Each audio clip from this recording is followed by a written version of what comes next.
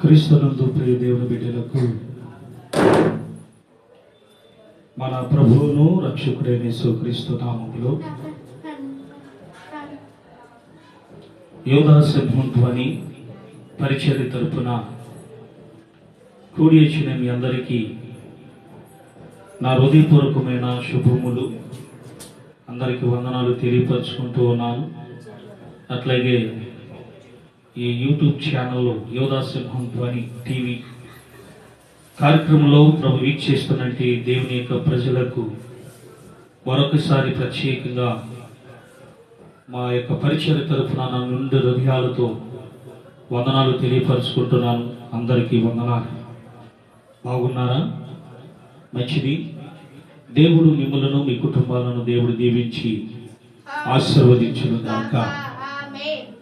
ఆమేన్. ప్రియమైన దేవుని బిడ్డలారా, గమనించండి. నేను మీకు నిన్నటి దినాన మరి ఫేస్బుక్లో, అలాగే వాట్సాప్ గ్రూపులో, ఇన్స్క్రీన్లో కూడా నేను మన అంశాన్ని పంపించాను. అందరూ చూశారు.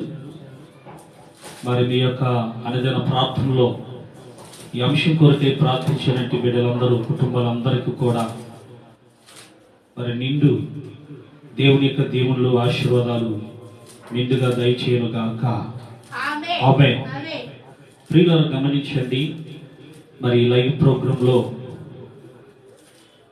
మరి ఛానల్లో అప్లోడ్ అవుతున్నట్టు యొక్క మెసేజ్, దేవుని యొక్క వర్తమానాలు మీరు దయచేసి లైక్ కొట్టి సబ్స్క్రైబ్ చేసుకోవాలని నేను మనవి చేస్తూ ఉన్నాను.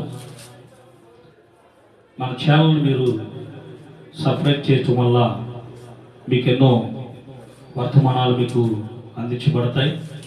కాబట్టి దయచేసి ఈ విషయాన్ని గమనించి మరి ప్రతి ఒక్కరు కూడా ఈ ఛానల్ మీరు సపోర్ట్ చేస్తారని మరొకసారి ప్రత్యేకంగా నిండు వందనాలు తెలియపరచుకుంటూ ఉన్నాను.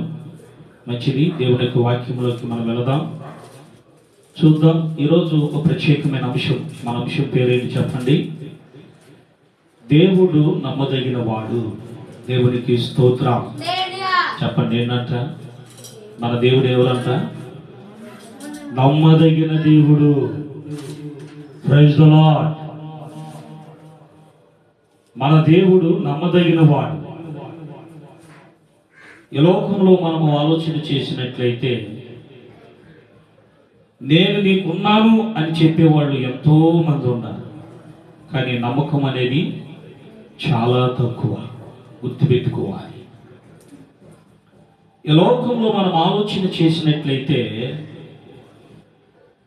దేవుని ఎరగిన ప్రజల కన్నా దేవుని ఎరిగిన ప్రజలు చాలా అరుదైన పరిస్థితి. నేనున్నాను అని చెప్పుకుంటాను. కానీ కొన్ని సందర్భాల్లో ఏమవుతుంది చెప్పండి? ఏమవుతుంది? జారిపోతా ఉంటారు. అంటే అందరం కాదు నేను చెప్పేది, కొంతమందిని. క్రైస్తవ్యంలో కూడా చాలా ప్రాముఖ్యమైన విషయాలు ఎన్నో దాగి ఉన్నాయి. ఈ విషయాలు మనం గమనించాలి. గత వారంలో కూడా మనం చెప్పుకునే అంశంలో కూడా కృప గురించి మనం చెప్పుకున్నాం కదా. దేవుని యొక్క కృప గురించి మనం ఎన్నో విషయాలు తెలియపరుచుకుని వచ్చాం.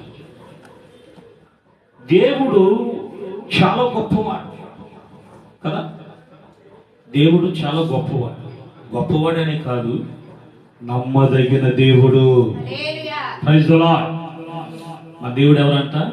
నమ్మదగిన దేవుడు. ఏ విధంగా నమ్మదగిన దేవుడు? ఆత్మీయ విషయంలో మనము పరిశీలన చేసినప్పుడు దేవుని యొక్క సన్నిధానంలో పలానా అంశం ద్వారా మనము చెప్పుకున్నప్పుడు, పలానా అంశం ద్వారా దేవుని సన్నిధానంలో మనవి చేసుకున్నప్పుడు, దేవుడు ఆ యొక్క సబ్జెక్ట్ని విని ఏం చేస్తాడు చెప్పండి? నీ మనవిని ఆలకించి దేవుడు ఏం చేస్తాడు? కార్యం చేయటానికి ఆయన పూనుకుంటాడు. దేవునికి స్తోత్రం. ఫర్ ఎగ్జాంపుల్గా ఉదాహరణకి ఒక మాట మీకు తెలియపరుస్తాను. మనందరికీ బండ గుర్తు. ఏం గుర్తు? చాలా బండ గుర్తు. ఏంటంటే ఆ బండ గుర్తు ఐగుప్తు దేశంలో మనం ఆలోచన చేసినట్లయితే 450 సంవత్సరాలు కూడా దేవుని యొక్క ప్రజలు బానిసత్వములో మగ్గిపోతున్నప్పుడు దేవుని సన్నిధానములో దేవుని ప్రజలు మనవి చేసుకున్నారు. అబ్రహాము దేవుడా, ఇస్సాకు దేవుడా, మమ్ములను ఈ యొక్క బానిసత్వములో విడిపించండి అని చెప్పి దేవుని సన్నిధానములో మొరపెట్టినప్పుడు ఆ మొర ఎక్కడికి వెళ్ళిందంట? దేవుని సన్నిధికి వెళ్ళింది. దేవునికి స్తోత్రం. ఐగుప్తు దేశంలో బానిసత్వంలో ఉన్నారు అని అంటే వీరు ఏదో ఒక తప్పు చేశారు అని అర్థం చేసుకోవాలి, లేదా వీళ్ళు ఏదో పరిస్థితుల్లో అమ్ముడుకుపోయారని చెప్పి మనం అర్థం చేసుకోవాలి. అసలు వాస్తవంగా చెప్పాలంటే యేసుక్రీస్తు ప్రభువు వారు దేవాతి దేవుడు ఇశ్రాయేలు ప్రజలను ఏం చేశాడంటే కానాను దేశాన్ని మీకు ఇస్తున్నాను అన్నాడు. ఏమిస్తానన్నాడు? కానాను దేశాన్ని మీకు ఇస్తున్నాను, మీరు దాన్ని స్వతంత్రించుకోండి అన్నాడు. కానాను దేశాన్ని మీకు ఇస్తున్నాను, మీరు స్వతంత్రించుకోండి అని చెప్పినప్పుడు కానాను దేశంలో ఉన్నట్టు ఈ ఇశ్రాయేలు ప్రజలు ఏం చేశారంటే ఒక్కసారిగా వారికి కరువు వచ్చిందని చెప్పి ఇక్కడ ఉంటే మాకు లాభం లేదు, మేము ఏది ఇక్కడ నుంచి వెళ్ళిపో దేశానికి వెళ్ళి బాగుపడతామని చెప్పి ఈ ఇశ్రాయేలు ఏం చేశారంటే ఐగుప్తు దేశానికి వెళ్ళటం జరిగింది.